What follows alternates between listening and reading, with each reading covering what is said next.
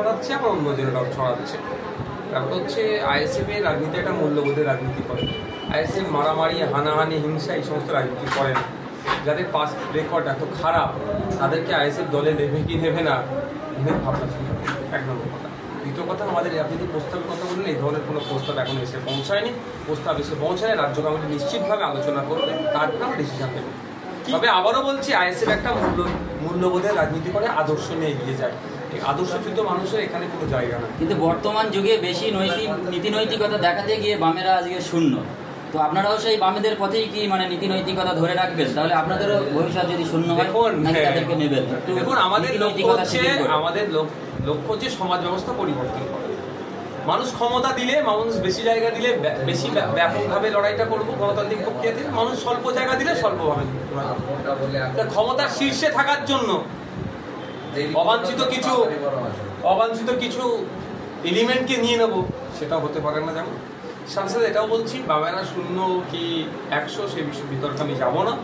তবে একটা কথা আবারও রিপিট করছি, আমাদের দলের যে স্লোগানগুলো আছে, স্লোগানের মধ্যে নিশ্চিতভাবে আপনারা দেখেছেন বা আমরা যে লক্ষ্যে এগিয়ে যাচ্ছি, মূল্যবোধকে সামনে রেখে এগিয়ে যাচ্ছি। মূল্যবোধকে বিসর্জন দিয়ে কিছুই নয়।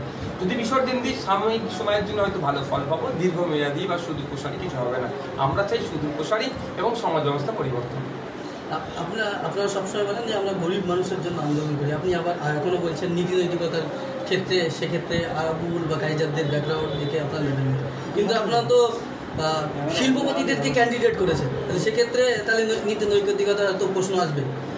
আমরা অত্যাচারিত বঞ্চিত মানুষের জন্য আমরা আন্দোলন করি। মানুষের হাতে যাতে টাকা আসে, মানুষের পেটে যাতে ভাত আসে, মাথার উপরে যাতে ছাদ হয়, ফ্রিতে যাতে শিক্ষা পায়, সেই লড়াইয়ে রাজনীতির ময়দানে এসেছে। শিল্পপতি মানেই যে জোর চুরি করবে, শিল্পপতি মানেই যে অত্যাচারী হবে, এই ধরনের কোনো ব্যাপার নয়।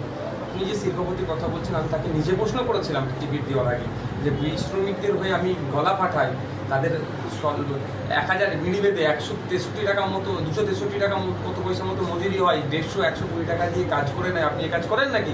তিনি আমাকে জোর গলায় বলেছে, যদি কেউ আমার কেউ প্রমাণ দেখাতে পারে, আপনি যে শাস্তি দেবেন মেনে নেবো, বা এই ধরনের অনেক কথা বলেছেন। সেই শিল্পপতির সাথে আমি কথা বলেছি, যথেষ্ট তিনি হনেস্ট, এবং তার ব্যাকগ্রাউন্ড শুনলে আপনি অবাক হয়ে যাবেন। আলিগড় মুসলিম ইউনিভার্সিটি মুর্শিদাবাদ ক্যাম্পাস আজকে দেখছেন, এই ক্যাম্পাস হওয়ার পিছনে 5টা মানুষের যদি লড়াই থাকে, তার মধ্যে ওয়ান অফ দেম হচ্ছে উনি। ওনার লড়াই আছে, ওনার বাসস্থানে, ওনার জায়গাতে উনি ক্যাম্পাসের জন্য জায়গা দিয়ে লড়াই করতেন। শিক্ষানুরাগী তিনি।